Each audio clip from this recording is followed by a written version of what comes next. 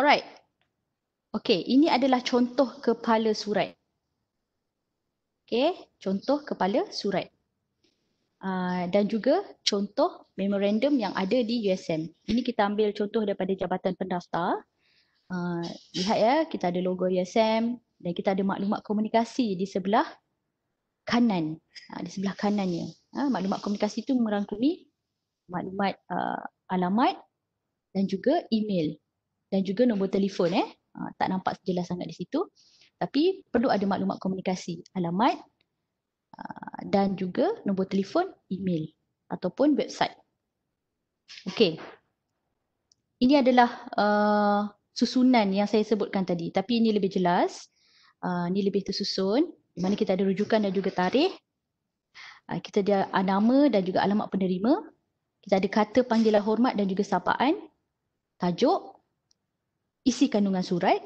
Kemudian kita ada penutup. Kemudian kita ada saya yang menjalankan amanah. Kemudian ada tantangan pengirim, nama, jawatan, SK, SKB, inisial penulis. Apa semua ni? Saya akan terangkan nantilah. Tapi anda tengok dulu rangka dia. Rangka surat. Mesti ramai yang tak tahu kan SK tu apa? Salinan kepada. Ada penjelasan dia. Right. Kemudian surat saya sebut tadi perlu ada muka surat. Ini cara menulis muka surat yang betul sebenarnya. Perlu ada diletakkan di bahagian bawah nombor muka surat. Sekiranya itu muka surat yang kedua. Kemudian anda perlu carry tajuk surat tersebut ke muka surat yang kedua. Dan anda perlu letakkan nombor muka surat yang ketiga. Jadi maksudnya dia ada orang kata bersambung lah. Jadi tak adalah nampak. Maknanya nombor 1, nombor 2, nombor 3. Maknanya orang tahu. Dia ada, mana tahu kadang-kadang ada terlepas satu helaian surat. Jadi ini membantu kita nak track surat tu ada berapa helai dan sebagainya. Okey. Okey, tadi kita sebut tentang panggilan hormat. Panggilan hormat dan juga kata sapaan. Ada satu pengeliling yang kerajaan telah keluarkan. Jadi kita boleh rujuk sebenarnya panggilan hormat diraja, panggilan hormat untuk jawatan, panggilan hormat untuk para penerima darjah kebesaran persekutuan, panggilan hormat untuk keturunan sekiranya ada, panggilan hormat untuk ahli agama, untuk ahli akademik, untuk ahli badan beruniform dan sebagainya. Jadi ini ada dalam surat berkeliling. So, arahan penggunaan panggilan hormat dan kata sapaan ni sebenarnya, sebentar ya, saya share. Okey. Okey, kalau mengikut perkeliling, ini adalah susunan dia. Pertama, kita akan mulakan dengan panggilan hormat dia, apa? Kemudian sekiranya dia ada gelaran kebesaran, apa? Gelaran akademik, sekiranya ada. Kemudian baru gelaran keagamaan. Itu susunan dia. Okey, contoh. Okey, contoh. Nak contoh apa? Okey, panggilan hormat untuk Perdana Menteri. Siapa boleh jawab? Panggilan hormat untuk Perdana Menteri.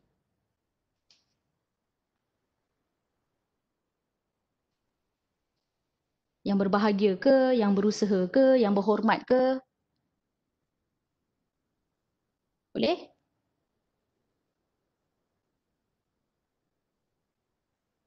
Yang amat berhormat.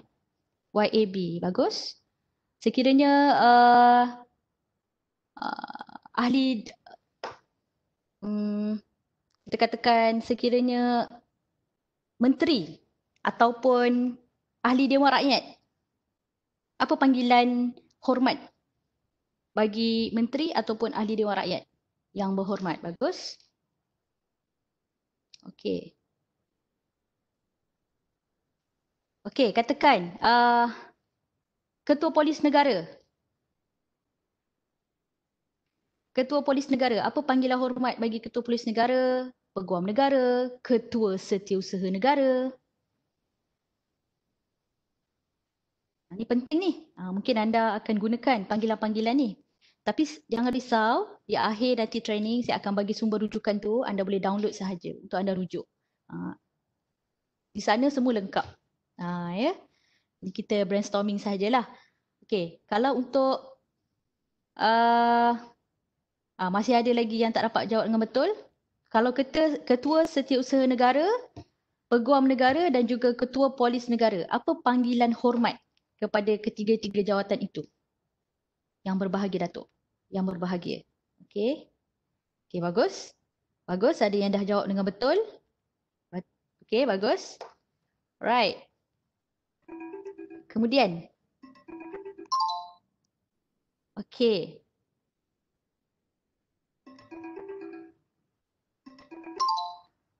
Okey ya.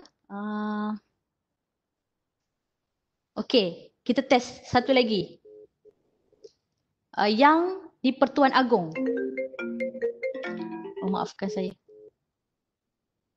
Yang di Pertuan Agong.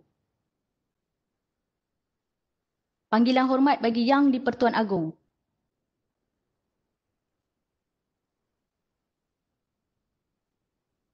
Seri Paduka Baginda. Ya. Bagus. Okey, untuk di Pening pula. Yang di Pertua Negeri. Yang di Pertua Negeri. Untuk Pulau Pinang.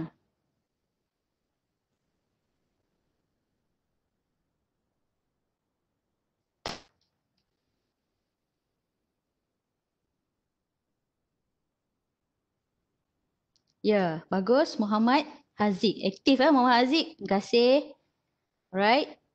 Jadi ada banyak lagi lah panggilan hormat kurniaan darjah kebesaran. Itu ada banyak. Dia ada Tan Sri, Datuk Sri, Datuk dan sebagainya. Anda boleh rujuk nanti perkeliling yang ataupun perkeliling lah yang saya akan kongsikan nanti. So, itu sangat-sangat penting anda ada that knowledge sebelum anda buat surat. Itu yang penting. Okay. Alright. So, ini kalau mengikut perkeliling. Bagaimana pula sekiranya sapaan atau panggilan hormat di USM? Dia ada sedikit perbezaan. Kenapa saya kata berbeza?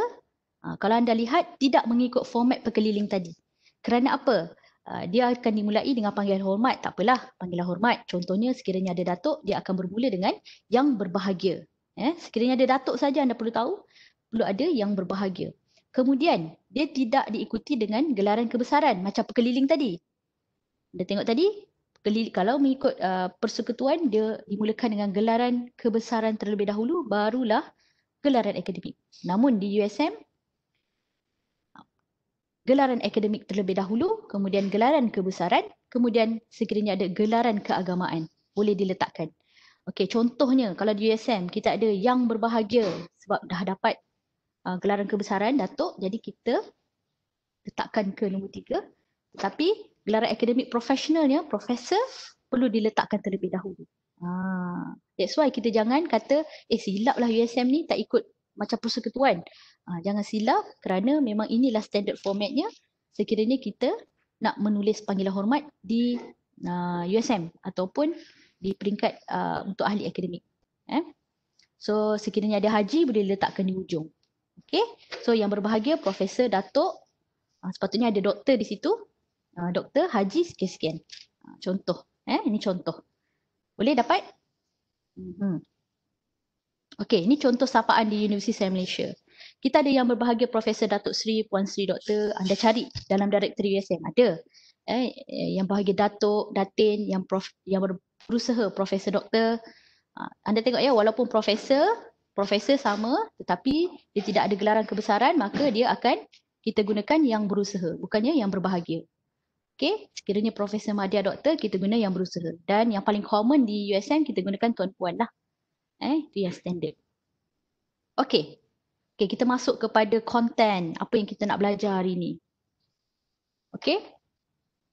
Tarik nafas dulu, seminit 2.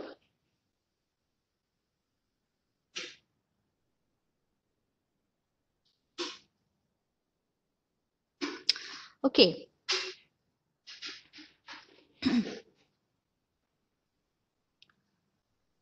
Okey, tadi saya sebutkan kepala surat ataupun letterhead. Jadi muka surat pertama mestilah ada letterhead. Jadi muka surat kedua tak perlu ada letterhead. Jadi ada orang yang mengikut peraturan sangat, jadi muka surat kedua, muka surat ketiga semua dia letak letterhead. Tidak perlu. Hanya muka surat pertama sahaja menggunakan kepala surat yang telah ditetapkan ataupun mengikut standard yang ditetapkan oleh sesebuah organisasi ataupun persatuan. Okey. Letterhead tu perlulah mengandungi nama agensi tersebut, alamat, nombor telefon, nombor faksimili dan juga laman web. Ini yang telah digazetkan dalam perkeliling. Okey. Okey, faham yang ni? Okey. So, nanti ada gambar rajah sedikit saya akan tunjukkan. So, kemudian kita ada juga nombor rujukan. Nombor rujukan surat hendaklah dicatatkan di ruang atas sebelah kiri surat. Dan dikandungkan mengikut fail yang berkenaan. Saya sebutkan tadi, kenapa perlu dibuat mengikut fail yang berkenaan adalah bagi tujuan rujukan, pengesanan dan juga penyimpanan. Itu yang paling penting. Jadi, sebelum anda buat surat, anda tanya dulu, fail mana ni? Anda tanya kat setiausaha anda tanya dekat pasukan anda tanya, dalam persatuan tu perlu ada fail. Sebab anda yang YDP baru ni, yang baru dilantik, anda check sebab banyak yang sebelum ni tidak ada record. Jadi bila kita nak semak ataupun kita nak rujuk, tidak ada bahan rujukan tersebut. Ini perlu ada.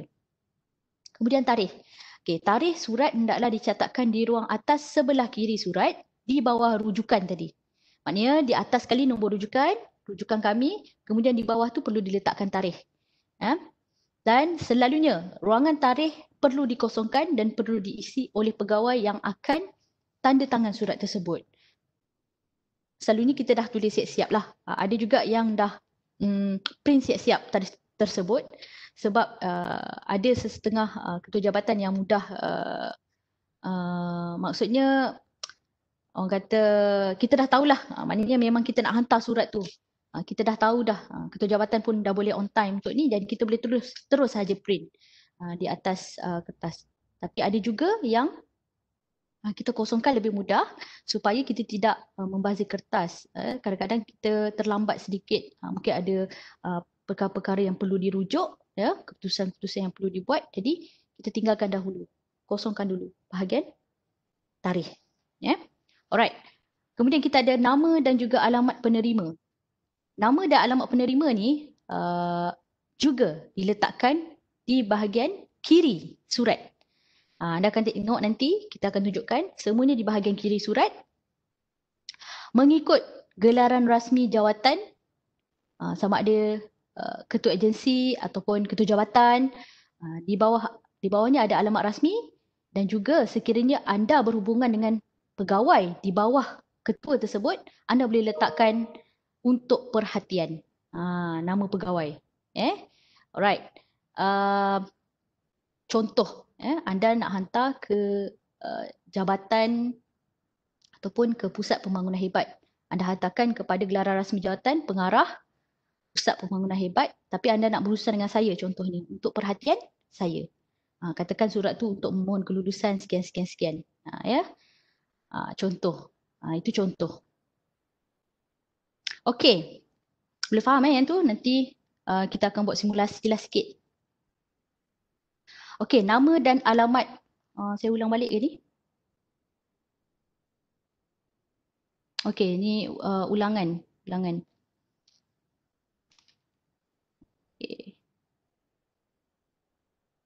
Okey. Bagi surat yang mempunyai bilangan penerima lebih daripada satu pihak, senarai edaran perlu digunakan. Kadang-kadang kita nak buat jemputan yang mempunyai alamat penerima yang ramai. Lebih daripada satu. Ramai itu lebih daripada satu. Jadi kita gunakan format seperti senarai edaran. Huruf besar, tidak perlu anda tulis nama dan alamat penerima satu-satu. Boleh ditulis seperti senarai edaran. Kemudian, bila dah senarai panjang tu, dia ada lampiran kan? Dia ada lampiran, anda hanya perlu beri surat tersebut kepada penerima tu yang ada nama dia saja. Tak perlu hantar. Kalau ada 5 muka surat edaran tu, 5-5 anda hantar kepada penerima. Tak perlu. Anda perlu hantar satu sahaja yang mengandungi nama penerima. Ini kedudukan seperti senarai edaran ni diletakkan di sebelah kiri. Mengikut panggilan hormat penerima lah ataupun kata sapaan. Dan selalunya anda perlu jelas di sini dan juga berhati-hati. That's why saya bagi tahu di awal tadi, anda perlu tahu gelaran ataupun kekanan pangkat senarai anda supaya anda menyusunnya daripada awal hingga ke akhir senarai mengikut kekanan. Maksudnya paling senior. Kemudian akhir sekali barulah yang paling junior lah, kita panggil macam tu lah, paling senang. Contohnya pengarah terlebih dahulu, barulah pegawai, katakan macam saya penolong pendaftar kanan, lepas tu barulah penolong pendaftar, contoh. Contoh mengikut kekanan pangkat. Okay. Boleh? Jelas Ya, tengok feedback sedikit, jelas tak? Sebab saya kena buka ruangan chat ni. Sekejap Okey, jelas tak? Jelas Jelas. Simple saja hari ni. Saya nak anda faham. Dan anda kena buat simulasi nanti Anda kena buat simulasi bersama-sama dengan saya nanti.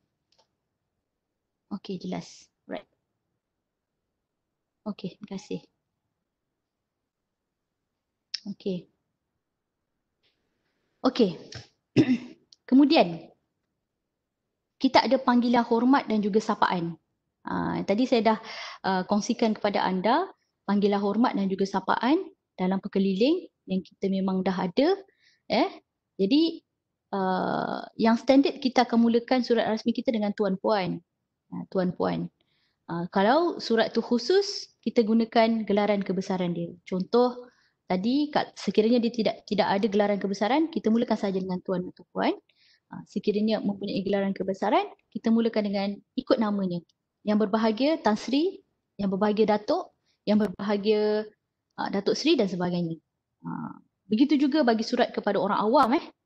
Sekiranya orang awam tersebut, selalunya businessman dan sebagainya, dia ada gelaran kebesaran, dia ada datuk di hadapan, jadi kena letak yang berbahagia.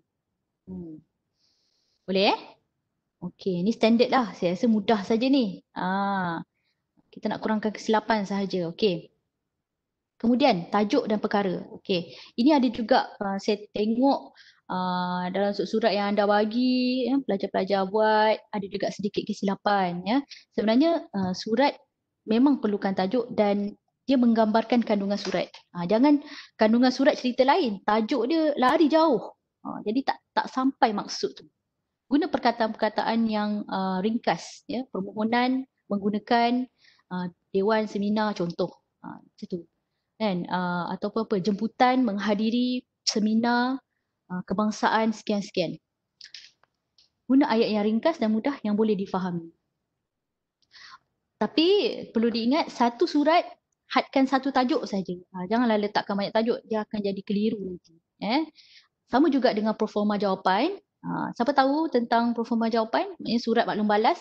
Kita kadang-kadang bila kita bagi surat untuk contohnya kehadiran, kita ada satu borang lagi ataupun surat jawapan, kita panggil proforma.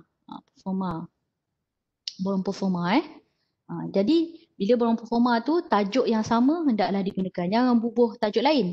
Dia tidak sync nanti dengan surat yang kita bagi. Okey. Cara menulis tajuk. Tajuk tu semua mesti dalam huruf besar. Perlu di bold. Siapa tahu bold? Mesti semua tahu bold tanpa noktah. Tu contoh dia. Tajuk dalam huruf besar. Huruf perlu di bold tanpa noktah. Okey? Okey. Kemudian, isi kandungan. Alright, isi kandungan surat ni hendaklah dimulakan, selalunya dia ada pembukaan. Selalunya kita nampak apa? Ditulis dengan segala hormatnya saya merujuk perkara di atas. Dengan hormatnya saya merujuk surat tuan bilangan sekian-sekian. Kita boleh tulis juga, kita rujuk, kita panggil apa rujukan surat dia. Nombor rujukan dia tu, kita tulis balik. Dengan hormatnya saya merujuk surat tuan sekian-sekian-sekian. Nombor rujukan sekian-sekian. Boleh juga. Untuk pembukaan, jangan kita letak nombor. Selalunya ada juga yang letak nombor ni. Untuk pembukaan ataupun perenggan yang pertama ataupun ayat yang pertama tak perlu letak nombor. Maksudnya perenggan pertama dan juga perenggan akhir yang telah digazetkan dalam perkeliling tidak perlu letak nombor. Tapi isi kandungan Selepas daripada pembukaan tu, dimulakan dengan nombor apa? Nombor 1 ke nombor 2? Selepas kita tulis dengan hormatnya saya merujuk perkara di atas. Next perenggan tu kita terus tulis nombor 2. Nombor 2. Itu sistem penomboran dan juga perenggannya. Okey, saya note kat situ baris pertama tidak perlu dinomborkan. Perenggan bermula dengan perenggan kedua dan yang seterusnya, dan selepas nombor perenggan perlu di-tab sekali. Perlu di-tab sekali. Jangan rapatkan, maksudnya tab tu mesti ada jarak ataupun ruang antara perenggan pertama dengan perenggan kedua. Okey, ingat simple sahaja yang ni. Okey. Kemudian last sekali, pengakhiran surat ataupun penutup. Setiap surat hendaklah diakhiri dengan sekian terima kasih ataupun sekian. Kerjasama dan juga perhatian Tuan dalam hal ini amatlah dihargai dan didahului dengan ucapan terima kasih. Selalunya kita letak gitu. Kemudian bawah ni kita letak sekian. Sebab di atas kita dah sebut terima kasih. Ucapan terima kasih. Jadi bawahnya sekian sahaja. Tak perlu ulang 2 kali sekian terima kasih. Tidak perlu. Dan cogan kata. Kita nampak selalu dalam surat-surat rasmi kerajaan kita tulis berkhidmat untuk negara. Ini cogan kata yang telah digazetkan lah dalam perkeliling. Cogan kata. Berkhidmat untuk negara. Kalau orang kata apa? Cogan kata. Diikuti dengan telah diubah ni. Dulunya saya yang menurut perintah ke apa dulu yang lama lah. So sekarang ni saya yang menjalankan amanah. Bawahnya kemudian kita tulis nama. Semua ini ditulis di sudut sebelah kiri bawah surat. Sebelum ruangan tanda tangan pegawai yang berkenaan lah. So nama pegawai tersebut perlu ditulis juga dalam huruf besar. Saya tak lupa nak tulis di situ. Perlu di bold dan dalam kurungan. Saya ulang semula. Selepas kita ucap sekian terima kasih, kemudian berkhidmat untuk negara, kemudian yang terkini teruslah saya yang menjalankan amanah. Di bawah berkhidmat untuk negara tu saya yang menjalankan amanah.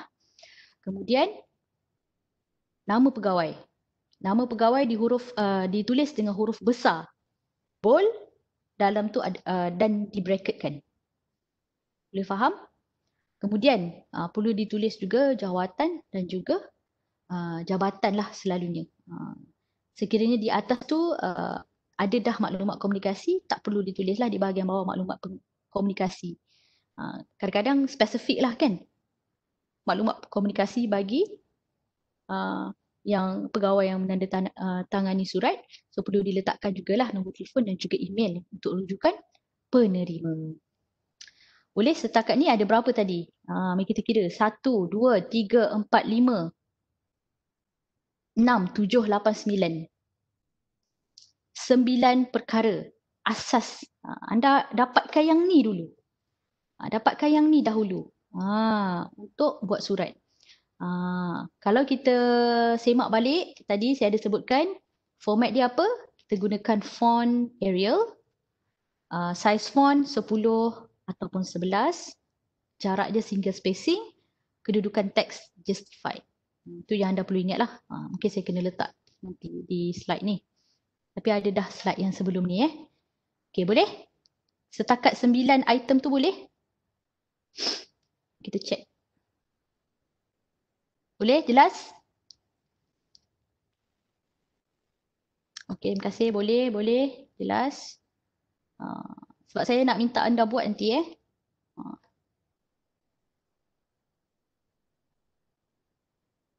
Boleh.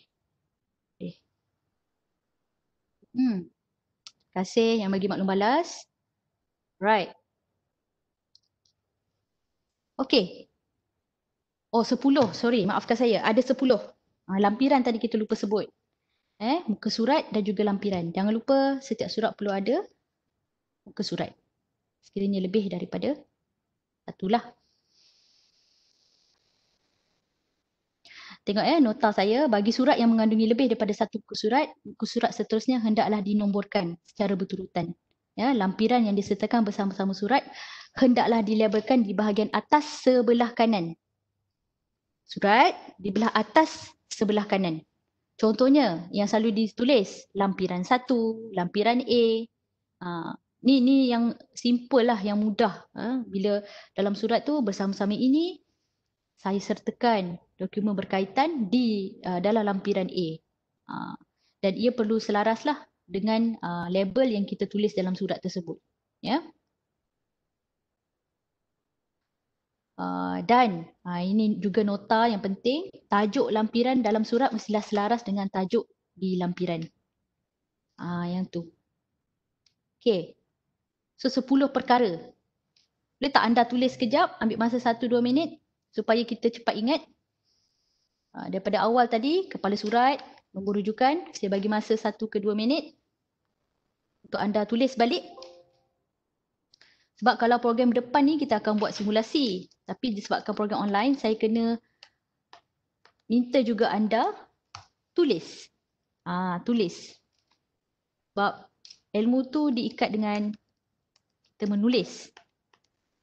Baru kita mudah ingat. Okey.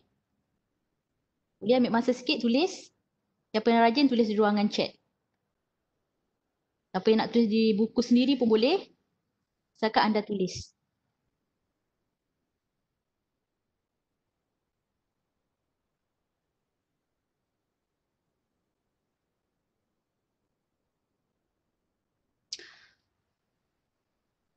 Okey.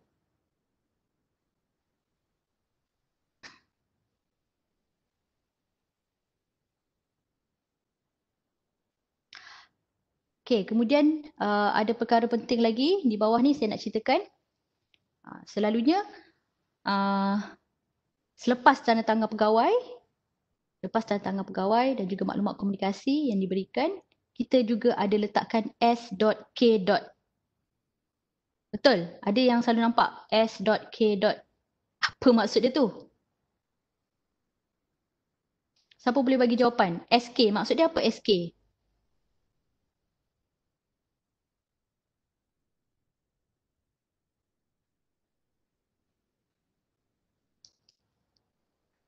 Sekejap ya. Dalam konteks student, perlu ditulis berkhidmat untuk negara atau tidak, sama seperti saya menjalankan amanah. Lebih baik di-standardkan lah, Cik Khairul Anwar. Sebab kita kena ingat, kita berurusan rasmi dengan pihak kerajaan. Kita consider sebagai kerajaan. Jadi, bila kita panggil surat rasmi saja, kita tulis format yang betul lah. Seperti yang ditetapkan. Nur Fakirah kata SK salinan kepada. Maksudnya tuntutan muka surat untuk lampiran tak sama dengan tuntutan muka surat isi surat. Lampiran kita hanya labelkan. Lampiran A. Kandungan surat, ya berturutan. Muhammad Aiman, jelas ke? Tadi saya ada tanya soalan, S.K. ni maksudnya apa? Okay, Aiman jelas. Okay. S.K. salinan kepada. Lagi baru 3 orang yang jawab.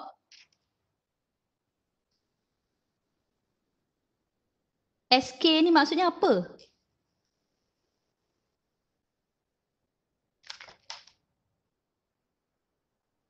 Okay, saya boleh jawab? Salinan kepada. Salinan kepada lagi. Ada lagi? Sekian. Salinan kepada. Tak ada jawab yang betul lagi ni.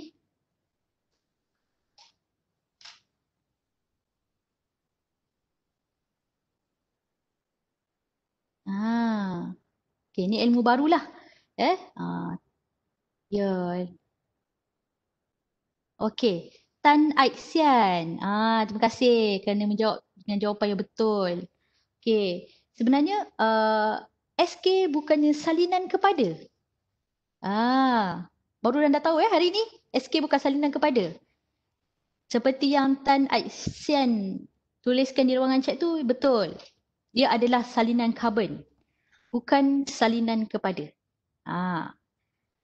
So salinan S.K ni, salinan carbon ni tidak perlu ambil apa-apa tindakan. Dia hanyalah untuk tujuan makluman sahaja, betul. CC lah kalau dalam email. Untuk makluman, selalunya bila kita hantar jemputan kepada seseorang individu ataupun pegawai, so kita salinkan kepada ketua jabatan dia. Supaya ketua jabatan dia mengetahui bahawa dia dijemput untuk suatu event, jemputan rasmi. So dalam makluman lah. Okay. So ada satu lagi, SKB, S.K.B. Ada juga yang kadang-kadang digunakan. Itu bukan salinan kepada bersama, tetapi salinan karbon buta. Tapi jarang digunakan lah. Sama juga tujuan dia untuk makluman, tak perlu ambil apa-apa tindakan. Cumanya yang berbezanya adalah salinan karbon yang pertama tadi, S.K. tu, semua penerima tahu antara satu sama lain. Maknanya diketahui oleh penerima lain juga. Tapi yang untuk SKB ni, penerima salinan karbon ni tak dapat lihat antara satu sama lain. Salinan karbon buta ni. Boleh Maknanya ilmu barulah. Bukan lepas ni jangan bila kita tanya SK, salinan karbon. Bukan salinan kepada. Okay. Alright. Okay, kemudian kita pergi perkara penting. Kita baca sikit ni. Pastikan muka surat yang terakhir tidak mengandungi tanda tangan sahaja. Sekurang-kurangnya perlu ada satu ayat atau baris daripada perenggan yang terakhir sebagai hubung kait antara tanda tangan dengan kandungan surat.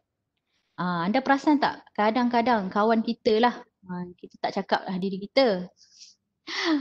Tak apalah, ini ingatan untuk diri sendiri. Sebab kadang-kadang kita terima surat, sebab dah tak cukup muka surat pertama, jadi muka surat kedua tu tantangan je tinggal. Jadi cara penulisan surat begitu tidak tepat. Maksudnya tidak profesional lah. Salah lah kalau diikutkan. Kerana perlu juga ada at least perenggan yang terakhir. Contoh perenggan yang terakhir, penutup tadi, kerjasama dan perhatian Tuan dalam hal ini amatlah dihargai. Saya dahului dengan ucapan terima kasih. At least ada perenggan yang terakhir tu untuk hubung kait antara tanda tangan dengan kandungan surat. Kerana apa? Perlu ada supaya orang lain sebenarnya tanda tangan ni boleh dimanipulasi kan? Anda boleh saja ambil surat yang ada tanda tangan sahaja tu, anda kepilkan surat lain. Anda foto state banyak-banyak, jadi anda tak perlu dah jumpa ketua jabatan tu, ataupun ketua anda, ataupun dekan, ataupun penasihat program dan sebagainya. Senang kerja. Itu tak betul sebenarnya, ya. Tidak beretika. Jadi perlu ada kandungan sedikit. Tapi lebih baik bukan penutup sajalah, ambil sedikit kandungan surat. Jadi hubungkan dengan tanda tangan tersebut supaya supaya tidak berlakulah penyelewengan ataupun penyalahgunaan tanda tangan. Ini untuk kita elakkan sebab banyak kes sebenarnya gunakan tanda tangan tanpa izin. Orang ni tanda tangan untuk perkara sekian-sekian, kelulusan sekian-sekian. Tiba-tiba dapat makluman kelulusan sekian-sekian. Maknanya different things dia berlaku. Jadi tak boleh nak salahkan siapa sebab ada tantangannya di situ. Bahaya sebenarnya. Tapi ini untuk ingatan kita semua, staff ataupun pelajar, perlu ada isi kandungan sedikit untuk menghubung kaitkan, untuk kita tahu tujuan dia dan tidak ada penyelewengan menggunakan tanda tangan kelulusan ataupun ketua tersebut. Okey? Okey. Okey, selalunya kita buat surat ni melalui hard copy. Tapi banyak juga yang sekarang ni kita scan ataupun kita jadikan dia digital dan kita terus hantar dia melalui email. Sebaiknya kita perlu ada satu hard copy dan juga satu soft copy lah. Selalunya sebab sekarang ni new normal, jadi semua orang soft copy. Jadi perlu ada satu drive ataupun cloud yang anda simpan satu folder. Kadang-kadang laptop ni pun kita tak jangka juga. Kadang-kadang dia hang dan sebagainya, file hilang. Jadi make sure anda simpan dalam Google Drive ke, anda simpan dalam cloud ke, dan sebagainya. Share lah, terutamanya dalam persatuan. Perlu ada that penyimpanan dalam aplikasi digital, soft copy. Ini ingatan-ingatan yang penting selain daripada hard copy dalam file. Okay. Okay, sekiranya surat perlu diedarkan kepada penerima dalam senarai salinan, ni senarai karbon silap ni. Salinan karbon, butiran SK ini boleh disediakan selepas ruangan tanda tangan surat. Cara penulisan tu. Cara penulisan Saya ubah sikit. Okey. Boleh dilakukan selepas ruangan tanda tangan surat. Okey, selalunya diletakkan di bahagian bawah seperti yang saya ceritakan tadilah. Okey. Okey, lepas SK, ada tak lagi elemen lain yang kita nak tulis dalam surat? Siapa tahu?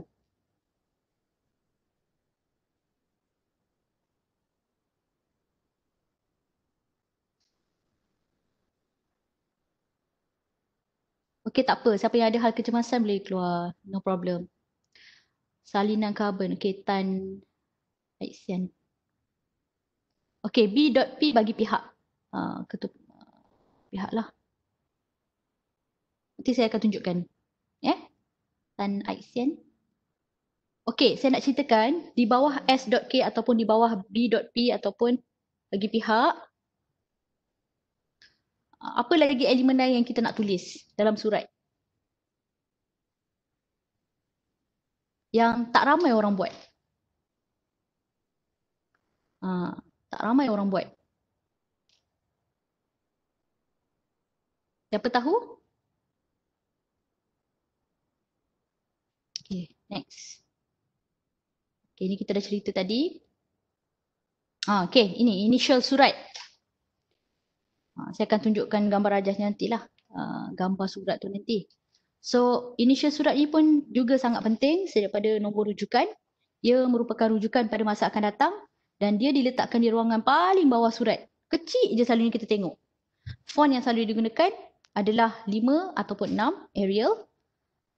Dan cara penulisannya adalah pegawai tanda tangan, siapa, dia semuanya menggunakan initial letter lah, maksudnya short form, nama penyedia, kemudian tajuk surat, ataupun kita boleh juga gunakan nama file, kemudian kita letakkan tarikh. Boleh juga initial surat ni. Right? Okay, cara contoh menulisnya adalah, okay, contoh okay, contoh bos ataupun pengarah saya, Cik Hazla Abdul Hamid. So, HAH. Dan saya penyedia surat, saya yang tolong tulis, saya yang draft surat tersebut. Jadi, saya NNFY, kemudian tajuk surat tersebut, surat pelantikan pemudah cara, kemudian tarikh kita sediakan surat tersebut. Mudah kan? Jadi, kita tahu. Sebab apa initial surat sangat penting? Sebab bila ada kesilapan ataupun untuk dirujuk ataupun untuk pertanyaan lanjut, kita tahu siapa yang sediakan. Selalunya surat kosong saja, kita tak tahu siapa yang sedia. Dalam konteks persatuan, mungkin YDP yang sediakan, mungkin setiausaha yang sediakan, mungkin ahli AJK yang sediakan. AJK mana kita tak tahu. Kan? Jadi ini sangat-sangat penting untuk membantu kita record ataupun kita ketahui siapa sebenarnya yang menyediakan surat tersebut. Selalunya yang tanda tangan kadang-kadang dia tak tahu detail. Mungkin ada sejarah-sejarah ataupun latar belakang kandungan surat tersebut yang diketahui lebih detail oleh penyedia. Jadi initial surat sangat penting untuk kita ketahui siapa penyedia surat tersebut dan bila tarikh disediakan. Okay, dapat tak initial surat ni? Siapa yang pernah tahu tentang initial surat ni? Ataupun ni perkara baru? Boleh respon dekat ruangan chat?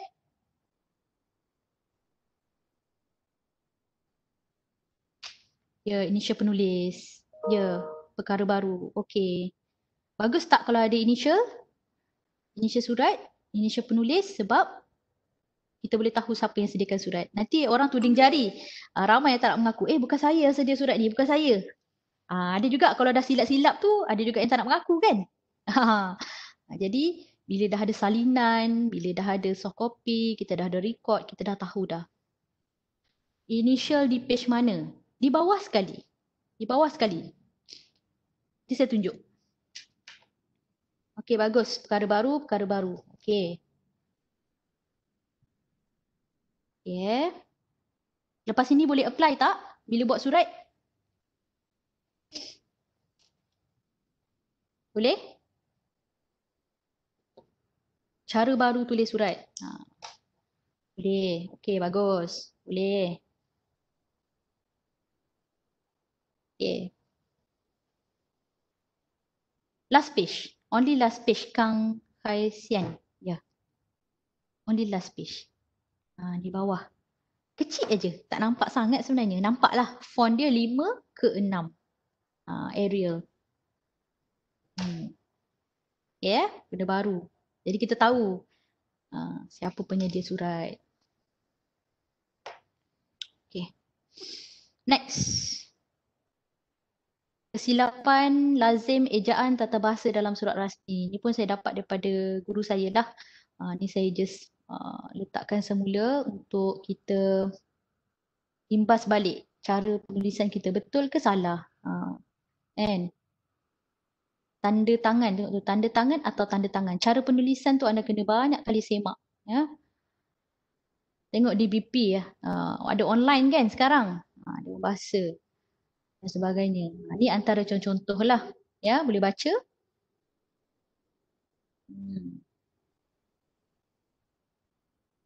Tengok ya, cara penulisan email. Email atau e-mail. Ke-10 atau ke-10. Mana satu yang betul? Cop rasmi atau cap rasmi? Mana satu yang betul?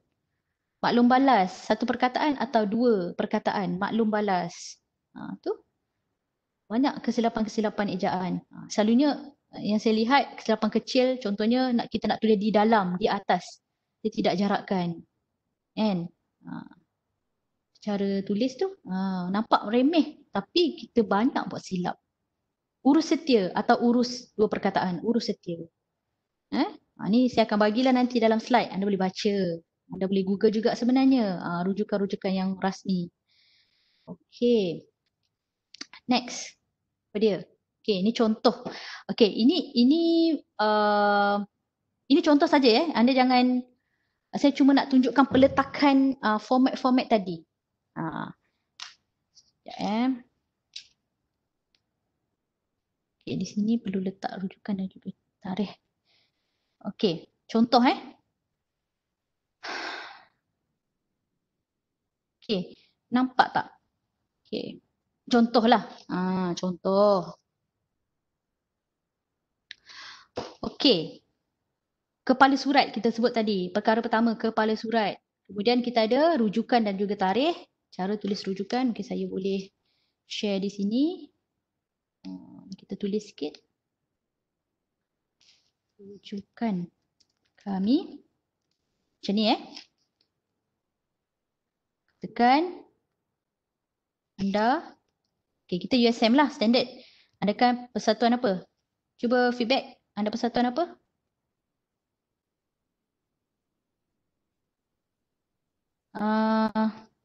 Contoh satu persatuan? Sains kimia. Ada tak yang short form tu? Permata. Bolehlah permata Kita try permata. MPDT. MPDT lah lagi ringkas. Contoh MPDT. Lagi? Okey, katakan kita panggil ni untuk AJK Publicity. Ni majlis apa ni? Majlis penghuni Desa Siswati apa? Tekun. Katakan AJK Publicity. Publicity. Ataupun kita boleh letakkan the event. Okay. Ataupun apa-apa event lah. Apa-apa event. Katakan event Convention Expo Kerjaya. Contohlah. Expo Kerjaya. Ataupun dash. Expo Kerjaya. Contoh. Lepas tu 01. Contoh. Ni rujukan. So anda yang saya sebut tadi dia kena tally dengan file. Pastikan file anda pun nombor rujukannya sama. Jilid 1 dan sebagainya. Ni 01 ni jilid 1 lah. Kan? File publicity. Kalau ni nak slash lagi pun boleh. Untuk mengikut kepada event dan juga program pun boleh. Saya tulis rujukan yang paling mudah anda nak buat lah. Kalau nak ikut perkeliling kerajaan tu memang panjang lagi lah cerita dia. Tapi ini yang paling mudah untuk anda apply. Okay. So di bawah rujukan kami ni anda letakkan. Susah kat sini tak nampak. Tarikh. Hari ni 25 Jun 2020. Tadi saya sebutkan di bahagian tarikh boleh dikosongkan terlebih dahulu. Macam ni contohnya. Bila nak tanda tangan nanti, ketua jabatan akan terus tulis tarikh yang dia tanda tangan. Dia lebih baik. Sebab kadang-kadang kekangan masa dan sebagainya, kita tak dapat tanda tangan tu pada tarikh yang kita dah print surat tersebut. Ya, okey. Boleh? Right. Kemudian nama dan alamat penerima. Okey. Nama dan alamat penerima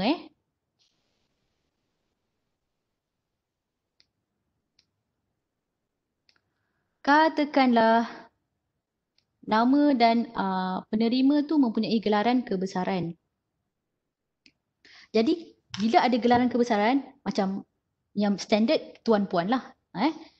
Encik, kita letak kat encik kalau lelaki. Kalau perempuan, puan dan sebagainya. Kalau ada gelaran kebesaran, kita kena letakkan terus ya. Gelaran kebesaran. Macam mana nak tulis yang berbahagia? Okey. Okey, boleh tak anda tulis di ruangan chat? Siapa yang tahu macam nak tulis yang berbahagia yang betul?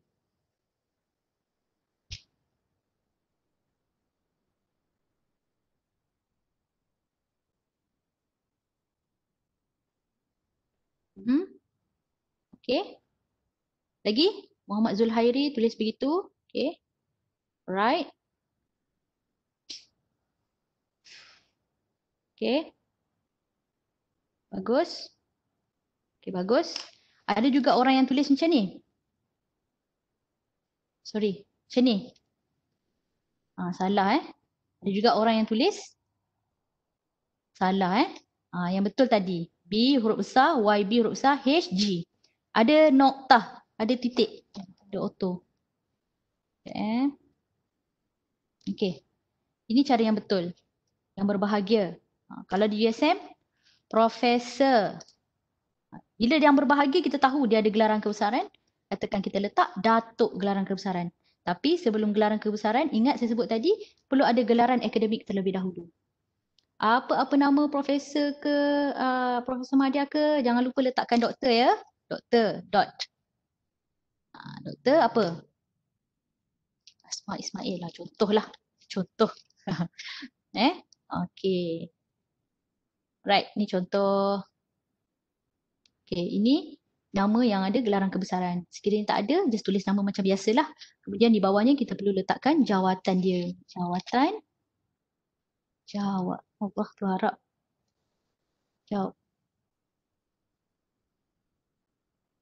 Jawatan. Jabatan. Ataupun agensi mana. Ya. Okey. Boleh faham Okey, di bahagian panggilan hormat dan juga sapaan. Contoh. Panggilan hormat dan juga sapaan perlu sama dengan nama dan juga nama di atas. Sekiranya dia tidak ada gelaran kebesaran, kita boleh letak sajalah tuan atau puan. Tapi sekiranya ada, kita kena letakkan yang berbahagia Profesor Datuk. Yang berbahagia Tan Sri, yang berbahagia Datuk. Kena ada. Dia ada dalam perkeliling. Nanti saya akan berilah sumber rujukan anda. Nanti anda boleh semak nanti. Okey. Okey. Boleh kita tengok sebelah kanan ni, dia ada nama organisasi USM. Sebelah kanan ada nama jabatan ataupun nama pertubuhan. Lepas tu dia ada maklumat komunikasi. Dia ada alamat. Ada nombor telefon. Ada email. Ada website. Untuk memudahkan berhubung. Okay. Kemudian lepas panggilan hormat dan juga sapaan, ada tajuk. Saya sebut tadi, tajuk perlulah huruf besar, bold, tanpa noktah. Ringkas sahaja. Tengok jelas maksudnya pelantikan sebagai pemudah cara. Contoh. Okay. Kemudian jangan terus masuk kepada isi kandungan. Perlu ada pembukaan terlebih dahulu. Always, kena ingat, always kena ada pembukaan terlebih dahulu. Saya dengan hormatnya merujuk perkara di atas. Ni paling ringkas lah. Ni always. Orang kata adab menulis surat. Okey, kemudian saya sebut tadi penomboran dan juga perenggan. Apabila masuk je perenggan yang kedua, perlu tab sekali, kemudian letakkan perenggan kedua, nombor 2. Dan teruskan dengan isi kandungan. Selalunya lah. Selalunya perenggan nombor 2 ni kita nak cerita tentang pengenalan dan juga latar belakang program. Kemudian penomboran yang ketiga. Yang ketiga tu kita akan terus kepada tujuan dan juga hasrat kita. Apa-apa kita nak berkomunikasi dengan orang, perlulah kita cerita dulu latar belakang, pengenalan sikit, mukadimah. Kita panggil mukadimah. Barulah kita nyatakan hasrat kita dalam surat tersebut. Ringkas sahajalah, ringkas sahaja. Ini panjang sebab dia ada detail dan sebagainya. Okey. So tujuan dan isi kandungan surat anda boleh lihat di sini. Kemudian ada penutup. Ni contoh saja, anda jangan ikutlah yang ni. Penutup ni contohnya selalunya kita akan tulis kerjasama dan perhatian tuan ataupun puan ataupun yang berbahagia Datuk. Dalam hal ini amatlah dihargai dan didahului dengan ucapan terima kasih. So di bawah ni penutup. Simple saja. Normally akan ada nombor 2, 3, 4 saja. Kalau macam surat yang saya buat bagi contoh ni surat yang panjang lah. Normally macam tu je, ringkas saja.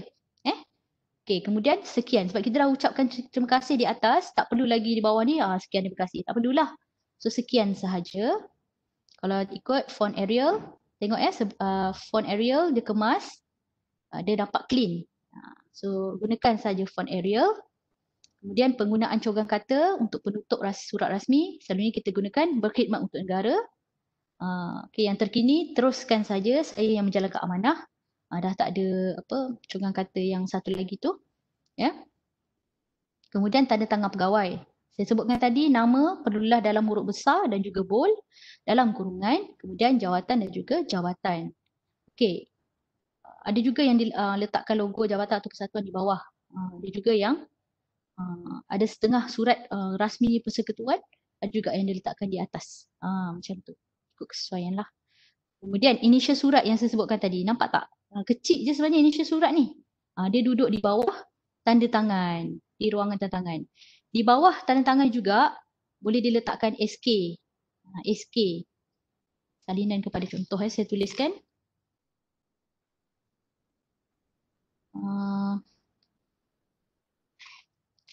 Nama saya teruslah. Saya in bracket. Ni untuk tanda tangan So, saya kena apa? Kena boldkan.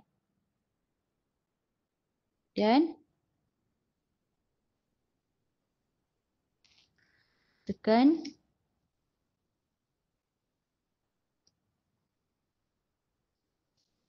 okey ni jangan bolah. Okey. Tadi saya sebut Arial katakan ni untuk tujuan PowerPoint jadi besar sikit lah. Baru senang nampak. Okey. Pusat Pembangunan Hebat HPC.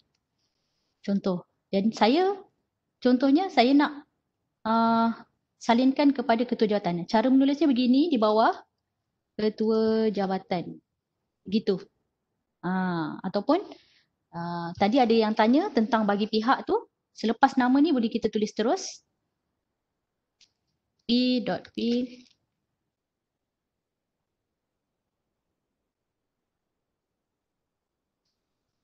Pengarah. Kat sini pun ada. Sebenarnya ada contoh ni. Bagi pihak ketua jabatan pun boleh juga. Di bawah ni. Nampak Okay. So begitulah cara nak tulis SK-nya. Salinan kepada ketua jabatan. Kalau anda jemput seorang pegawai dan dia ada ketua di atasnya, anda perlu minta kebenaran ataupun makluman. Ini sebagai makluman. Ini sebagai makluman salinan carbon. Di bawah SK ni anda tulis initial. Initial. Pegawai tanda tangan. Contoh saya. Sekejap Contoh saya katakan staf saya Kak Azimah Nur Azimah kan. NA lah. NA menyedia. Kemudian surat jemputan tajuk atau lokasi. Ikutlah mana yang lebih sesuai. Dan juga tarikh. Katakan 25 Jun 2020. Mudah saja nak tulis initial ni. Jadi saya tahu siapa yang tulis. Kat sini. Tanda tangan siapa? Yang nama yang pertama yang tanda tangan, nama yang kedua yang menyedia. Okey. Rasa macam cakap seseorang. Sekejap ya. Sebab tak dapat buka. Okey. Jelas tak? Okey, masih okey ke? Jelas, jelas. Tolong respon saya rasa macam seseorang. Okey bukan, okey. Okey. Boleh tulis tak selepas ni? Saya harap dengan penerangan tu jelas lah anda boleh tulis dengan mudah. Ya. Sebenarnya kita nak bantu anda tulis dengan mudah. Ada gambaran. Dalam kepala tu dah nampak dah visual. Okey macam ni saya tulis surat. Mudah saja. Nanti bila anda dah kerja, mana tahu selepas ni anda kerja dalam kementerian, dalam agensi kerajaan ataupun di USM atau mana-mana universiti, anda dah boleh apply dah. At least ada knowledge, ada basic knowledge tentang surat rasmi. InsyaAllah. Okey, terima kasih. Alright. So kita nak tengok juga surat lain. Okey, sama sahaja. Ya, nama sama sahaja Okey. Okey, nampak dia punya rangka tu sama. Kalau anda tadi buat apa yang saya cakap tadi, ada 10 elemen, anda pasti ingat. Anda pasti ingat macam mana nak merangka surat. Okey, ni adalah sumber rujukan. Ni saya akan bagi nanti, jangan risau. Okey. Okey. Sebentar saya buka semula yang di atas.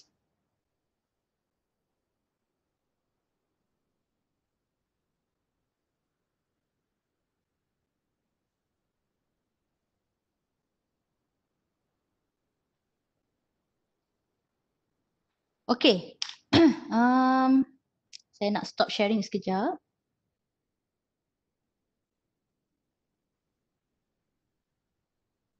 Alright. Okey.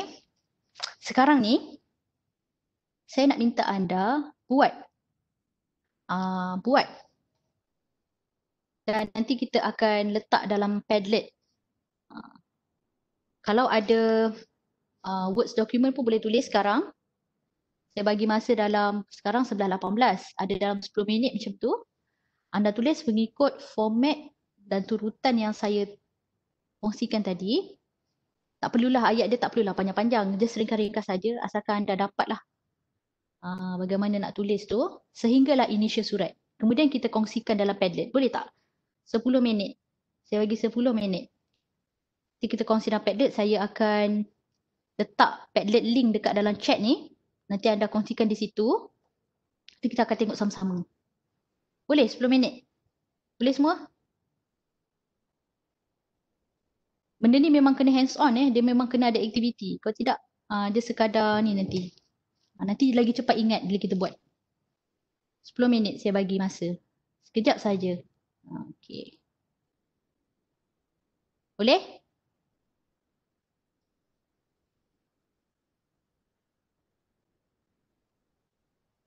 Saya akan kongsikan Padlet di sini, di link ni. Anda buat sekejap. Ataupun anda boleh tulis tangan. Ambil gambar, kemudian share di Padlet. Ambil gambar, share di Padlet.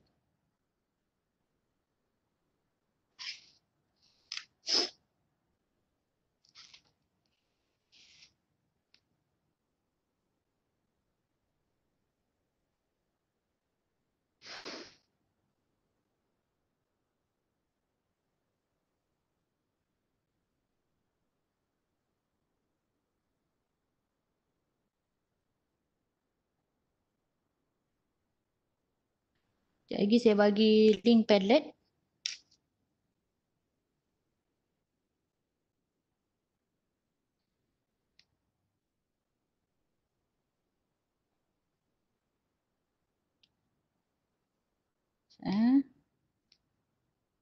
Surat. Surat rasmi.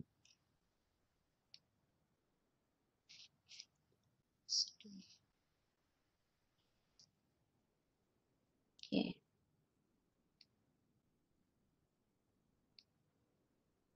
Okay.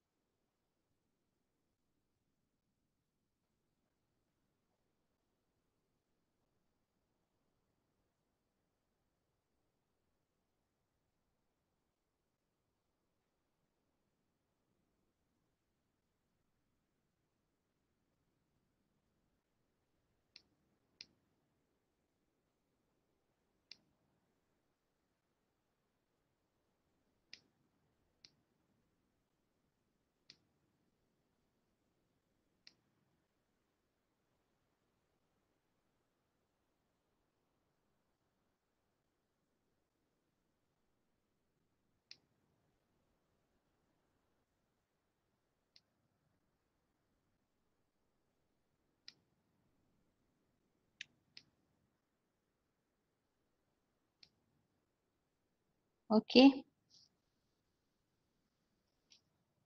Siapa yang dah siap, yang lakar-lakar di buku boleh ambil gambar and then share di Padlet. At least saya nampak anda dah dapat nak buat rangka tu.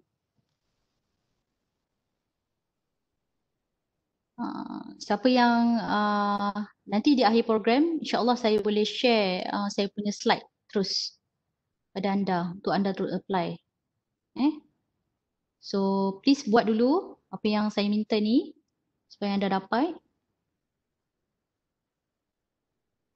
Saya akan share link slide saya juga dalam Padlet.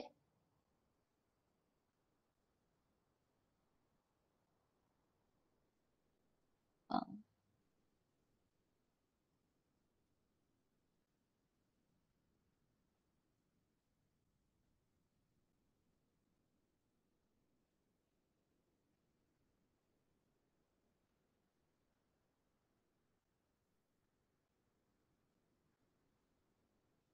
Okay. Saya akan bagi PDF slide lah dalam Padlet.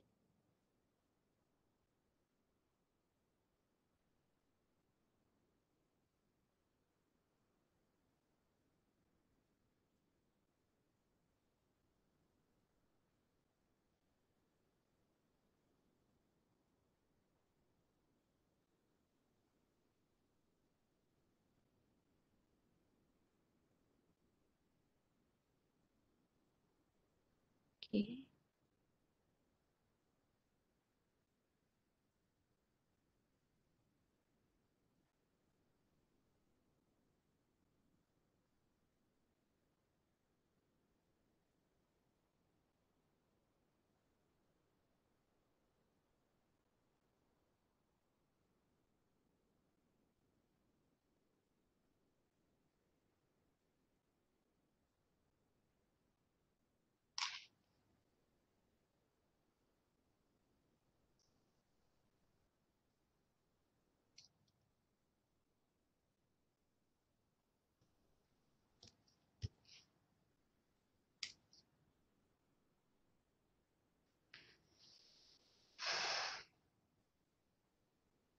Saya share screen.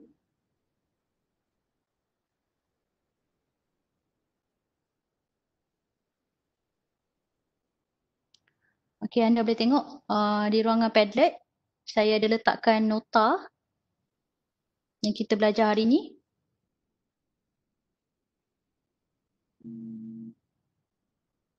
So boleh download daripada Padlet ni, link yang saya berikan di ruangan chat. Okey, bagus, dah ada peserta pertama. Permohonan tempat parkir di kompleks Cahaya Siswa.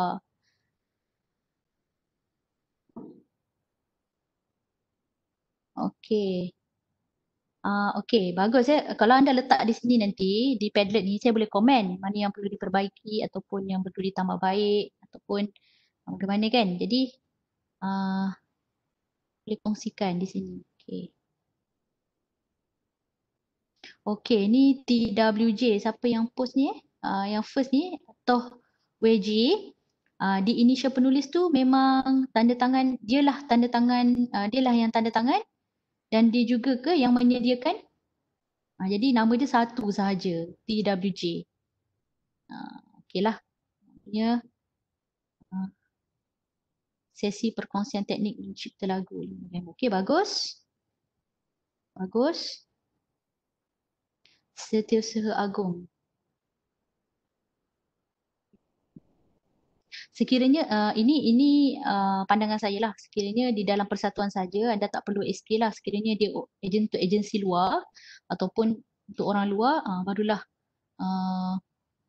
boleh kita letakkan SK ni lebih baik lah.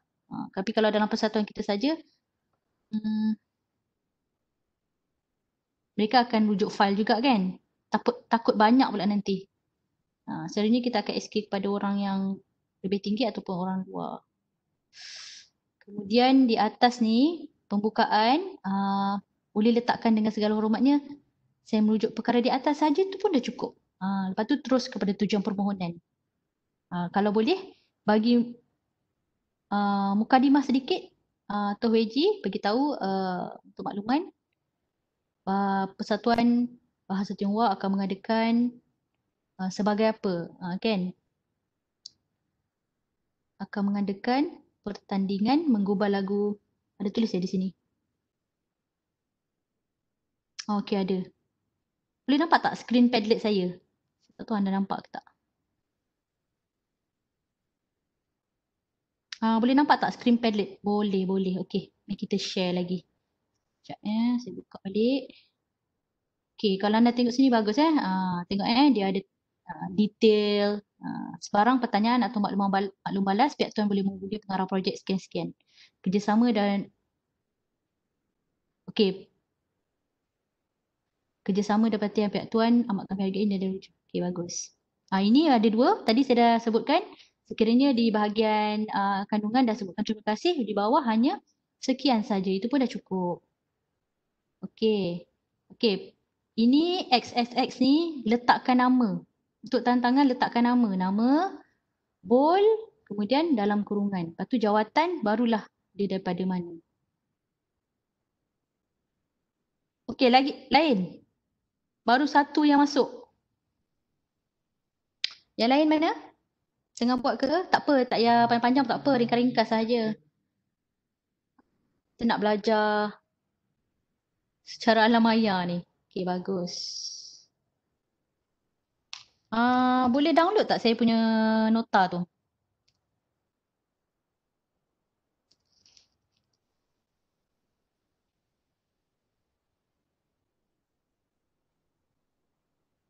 Boleh download ke?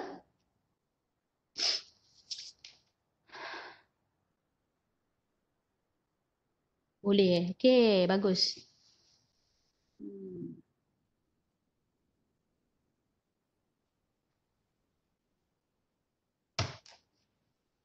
Boleh, boleh. Okey, boleh download. So, boleh simpan kemas-kemas Simpan. Okey, ada lagi tak yang lain yang nak kongsi? Baru satu ni. At least saya dapat lagi dua pun dah cantik dah sebenarnya. Untuk kita tengok. Okey, untuk persatuan, selalunya saya lupa nak sebut di awal tadi, anda perlu melalui penasihat selalunya. Ataupun kalau pusat pengajian, dia perlu melalui dekan. Kan? Jadi di atas tu, kepada siapa, alamat penerima, dan ada di tengahnya melalui. Betul? Anda selalu buat surat melalui kan? Kemudian sokongan daripada orang yang anda tulis melalui itu. So dia akan tulis kat situ chop dan beritahu disokong dan sebagainya. Itu pun boleh juga. Ini daripada siapa ni? Okay. Oh, bagus. Daripada Kor Sukarelawan Siswa Suksis. Okey, rujukan kami. Okey, bagus. Cantik. Tarikh, bagus. Kepada siapa? Okey. Okey, tengok dia jawab apa ni, gelaran untuk polis. Maksudnya kerajaan lah, kan? Persekutuan. Kat sini gelaran kebesaran dulu. Kat sini ini cara penulisan. Sekejap. Ni Prof. Rahman Memang macam ni ke cara penulisannya? Kalau dia akademik, perlu ini di hadapan terlebih dahulu. Saya tengok usm.my. Boleh respon ke siapa yang bagi surat sukses tadi? Selalu anda tulis nama Prof. Rahman, Datuk Rahman begitu ke? Top management Kita tengok. Okey, nampak tak? Ni contoh live. Bila anda tengok, dia profesor dulu. Profesor baru Datuk. Tengok Okey, Prof. Rahman tadi. Tengok Profesor Datuk IR Doktor. Cara tulisnya yang betul gini. Rujuk website USM. Di hadapannya yang berbahagia. Sebab apa yang berbahagia? Sebab dah ada gelaran kebesaran Datuk. Boleh betulkan nanti? Sukses? Tapi surat anda bagus. Ni nanti betulkan ya. Okey.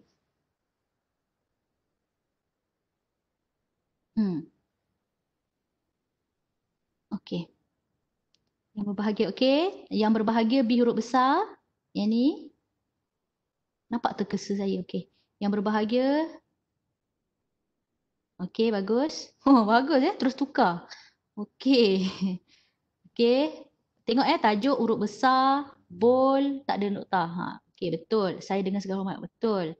Sukacita dimaklumkan. Okey, ayat yang bagus pun dimulakan dengan sukacita dimaklumkan. Ni ayat yang kemas lah, sopan dan sebagainya. Boleh juga digunakan. Ya. Okey, jelas. Right. Okey, bagus. Sehubungan. Okey, tadi saya ada sebut dalam penggunaan perkataan yang tepat dan tak tepat kan? Anda cek balik. Sehubungan itu ke ataupun sehubungan dengan itu? Dalam kamus Dewan Bahasa.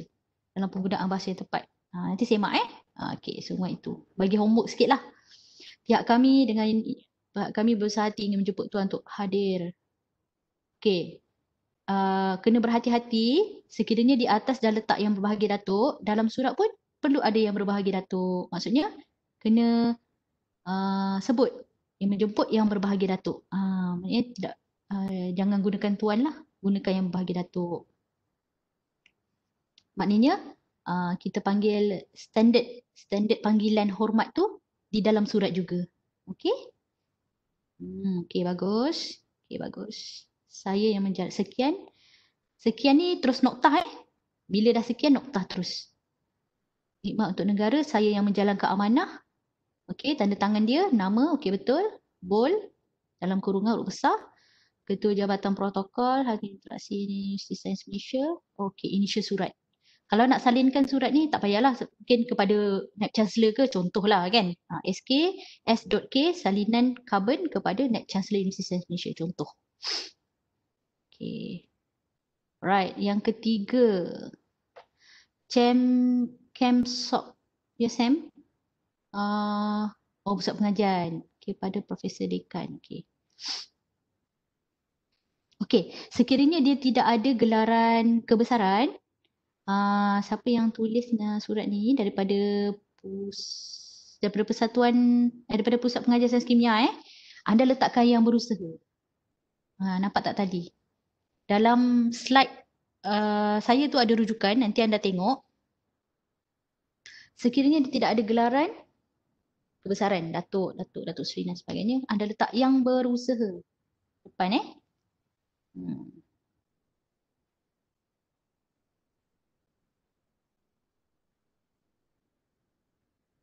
Itu beza dia Kena ingat sampai bila-bila.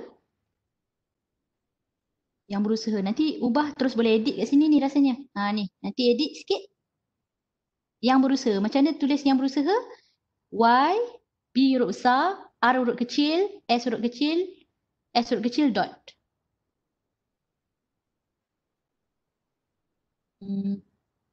Saya ingat saya nak kongsi juga slide ni. Sebentar. Nak kongsikan slide panggilan hormat ni.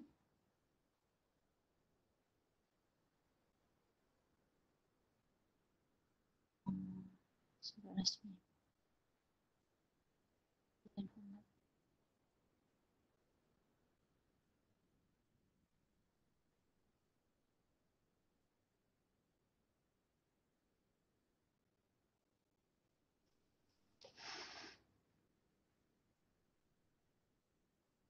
H tak ada Ni H tak ada. YBRS dot terus. Okey. Okey, bagus. Okey. Ikut samalah yang berusaha Prof. Ataupun tuan saja pun boleh ataupun puan. Tapi standard di USM kita guna seperti nama di atas lah yang alamat penerima. Okey, bagus. Saya check.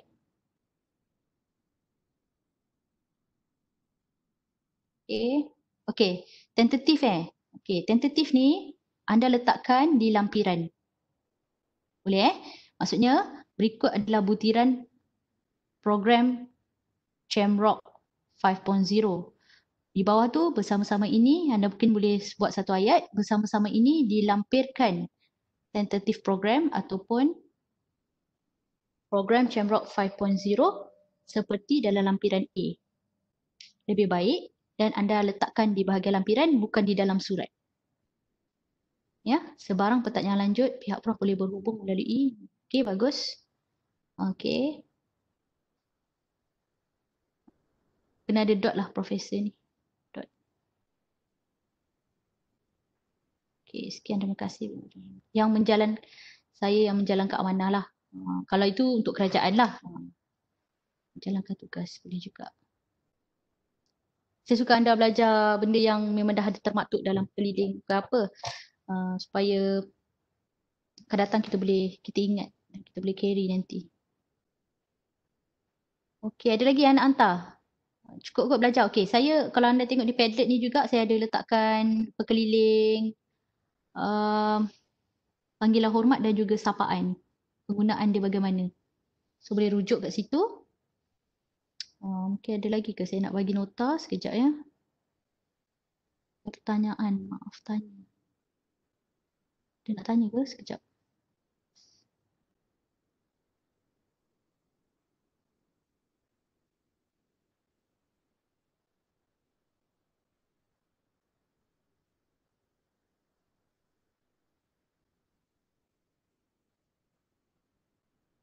Ada dalam nota saya pertanyaan, maaf tanya di sini bagaimana membezakan CC dan BCC. BCC ni samalah salinan karbon buta. Maksudnya penerima lain tak nampak. Kita BCC katakan 5 orang. Setiap 5 orang tu tak tahu antara satu sama lain. Kalau CC semua orang nampak. Antara setiap penerima tu katakan kita CC 5 orang, 5 orang nampak. Sama juga dengan surat SK dan juga SKB. Siapa yang bertanya? Jelas ke?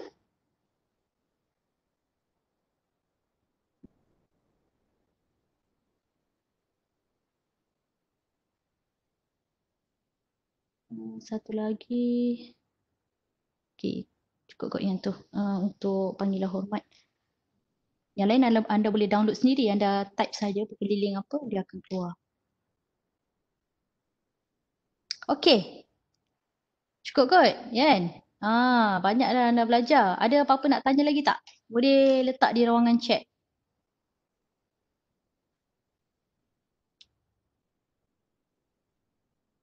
Cukup kot kita belajar bertiga ni.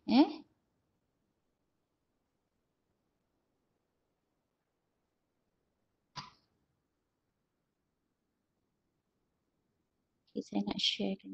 Sementara anda nak bertanya soalan ke, sekiranya ada yang nak tanya soalan, okay, bantu saya untuk sementara itulah.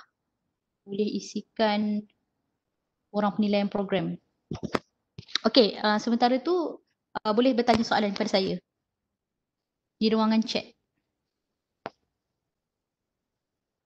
Ada nak tanya lagi?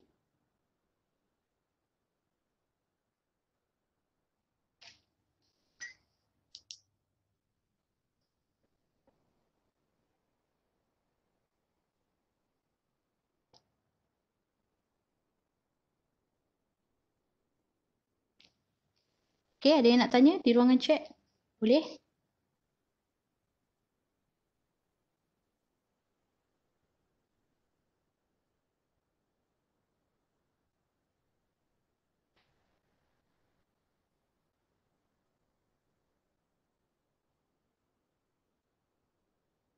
Okey, boleh.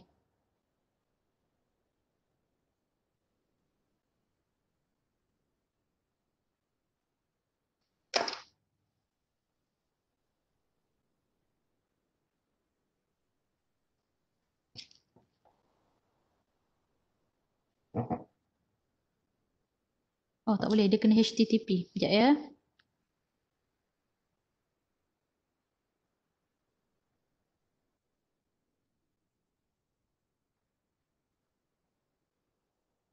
Sementara tu ada yang tanya soalan? Silakan.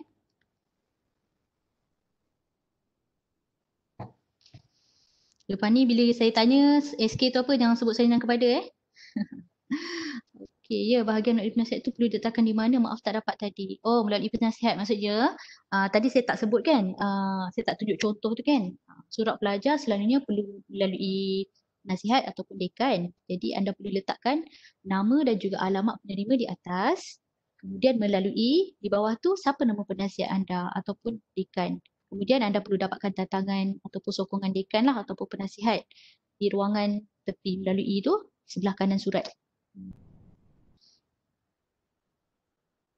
Dia beginilah. Saya tak ada contoh. Okay, saya boleh rangka di sini.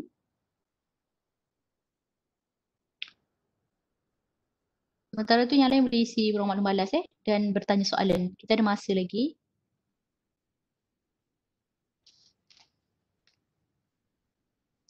Katakan saya nak hantar kepada Cik Aslan. Guna nama bos saya boleh. Ini pengarah pusat pembangunan. Hebat kan? Contoh Okay. Melalui. Betul. Itu siapa nama penasihat anda? Profesor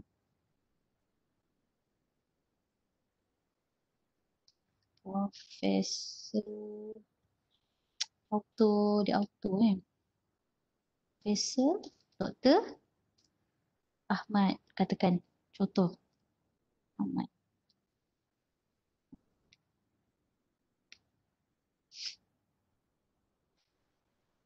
Dekan pusat pengajian.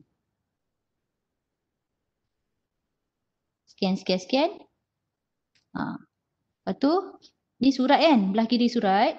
Kemudian anda dapat kelihatan tangan di sebelah kanan nama dia. Macam tu. Jelas?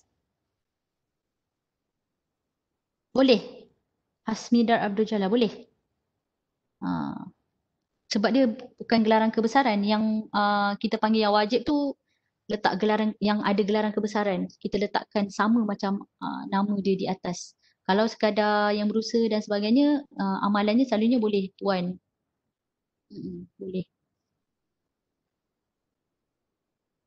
Standard surat rasmi tuan. Ya, betul. Muhammad Aiman dapat tak? Saya tuliskan tadi.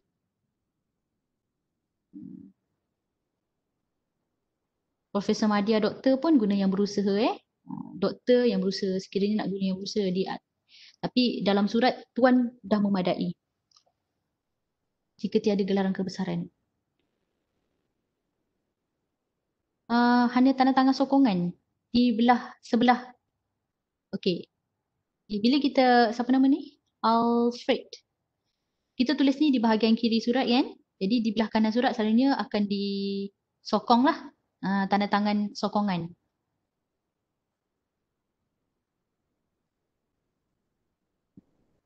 Selalunya tak adalah bahagian khas. Dah tahu dah sebenarnya. Standard lah mereka akan tanda tangan dan sokong. Bagi sahaja kepada penasihat ataupun dekan yang tahu. Kalau surat melalui selalunya begitu. Okay, ada soalan lain? Ada soalan lain? Terima kasih ya. Saya terlepas soalan ke? Ada ke kat atas? Sekejap saya terima dulu.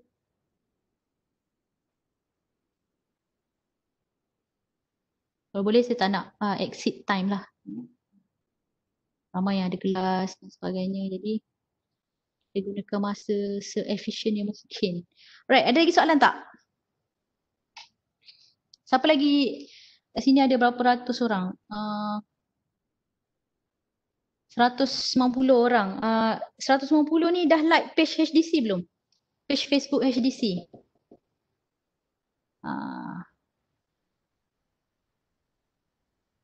Okay, dah. Terima kasih yang dah. Sekejap ya, ada satu soalan ni. Jika lebih daripada satu sponsor, bolehkah terus buat dalam satu senarai nama dalam lampiran? Nasihat saya, kalau untuk penajaan, adalah amat baik satu-satu suratnya. Sebab nanti dia nampak pula senarai edaran yang lain. Boleh ke? Siapa nama tadi? Kebiasaannya kita buat satu-satu untuk surat penajaan, untuk sponsorship. Kahwa, boleh ke kahwa? Okey. Sama-sama. Okey, lain.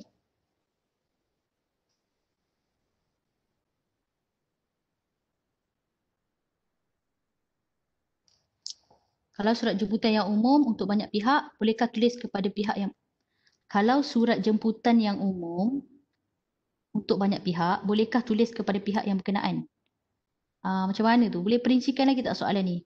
Maksud Zul Hairi seperti senarai edaran ke yang saya ceritakan tadi? Saya nak share satu contoh. Ya, mungkin boleh tengok di sini.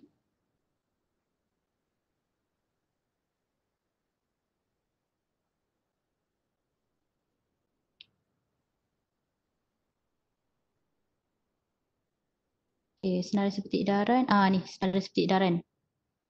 Nampak tak skrin saya? Macam ni. Ni, nak tulis macam mana? Ni senarai edaran. Ini salinan kepada ni edaran Sekejap.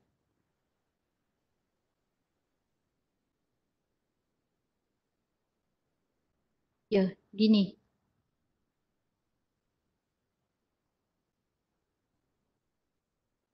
Seperti senarai edaran. Kemudian kita letakkan senarai dia. Kita tak tulis. Dalam satu muka surat. Mungkin ada banyak muka surat. Tapi kita hanya bagi kepada yang ada nama dia saja. Tak perlu bagi semua. Inilah contohnya. Pastikan ikut ke kanan pangkat Lampiran. Okey, padam jap. Bolehkah kami menghubungi Puan melalui WhatsApp sekiranya ada sebarang masalah? Okey, saya akan bagi personally lah. Tapi anda email dulu kepada saya. farhana@usm.my. Boleh, insyaAllah boleh. Anda email dulu perkenalkan diri dalam email, nanti saya akan beri. Kita communicate. Kalau siapa yang nak dapatkan nasihat dan juga nak minta saya check surat mereka, boleh insyaAllah. Nanti anda, biasalah kan, kalau guna WhatsApp lagi mudah. Nak tengok, nak betulkan dalam WhatsApp tu kan. Boleh tengok Puan Fahana ni blue tick ke, tak blue tick ke, baca ke tak baca. Dah hantar WhatsApp sehari, tak jawab lagi. Contoh. Tapi restrict lah kepada siapa yang betul-betul nak sahaja. Saya akan bagi nombor saya. Okey, ada lagi? Okey, Kahwa Chong. Okey.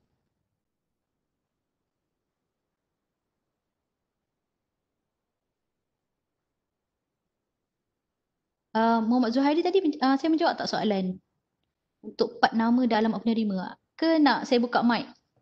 Sebab saya tak dapat lagi. Part nama dan alamat penerima.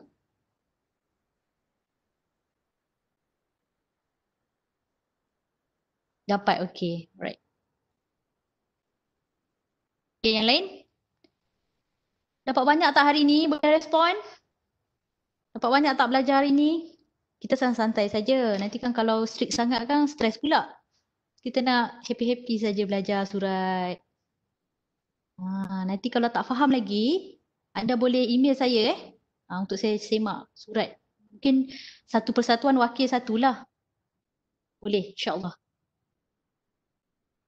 Okay. Oh, siap ada wow. Banyak wow. Oh, okay. Jangan wow sangat takut saya. Good luck para setiausaha sekalian. YDP yang akan saya tanya dulu sebab dia yang tanda tangan. Initial tu kita tahu kan siapa. Dapat banyak puan. Terima kasih kerana berkongsi. Terima kasih.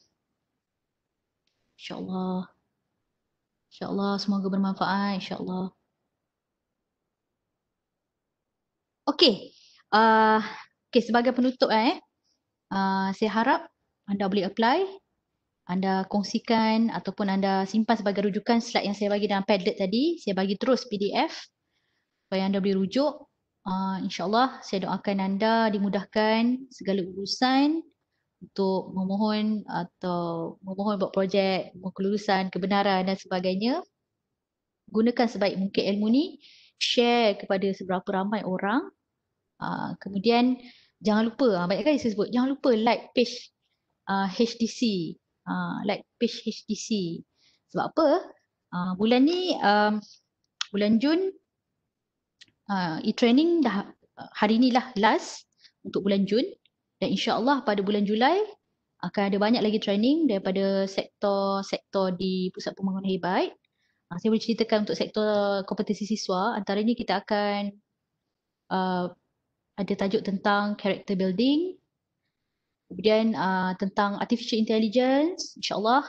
Kemudian kita akan belajar daripada pakar yang selalu jadi panel untuk pertandingan KIK peringkat kebangsaan, kreatif dan kritis. So kita akan belajar banyak tools creative thinking. Kemudian kita akan ada satu tajuk on global mindset, pengurusan projek. Desting lah, sebab bila anda dah buat projek, kita kena tahu juga bagaimana nak mengurus projek yang betul. Jadi ada satu tajuk bagaimana kita nak mengurus projek. Kemudian kita ada juga daripada pakar juga, pada Cik Muhammad Abdullah, insya-Allah, bagaimana nak menguruskan majlis, bagaimana nak belajar tentang protokol dan juga etiket. Tajuk yang sangat menarik. Jadi jangan lupa ikuti hebah-hebah rasmi di HDC, insya-Allah banyak sangat ilmu yang akan anda dapat sepanjang PK. Ni dah PK apa? PKPP, PK pemulihan Perintah Kawalan Pergerakan Pemulihan ke sekarang? Okey. So banyak tak ilmu dapat sepanjang PKPP? Banyak hikmah kan? InsyaAllah. Untuk itu, saya nak akhiri. Saya nak tutup recording dulu.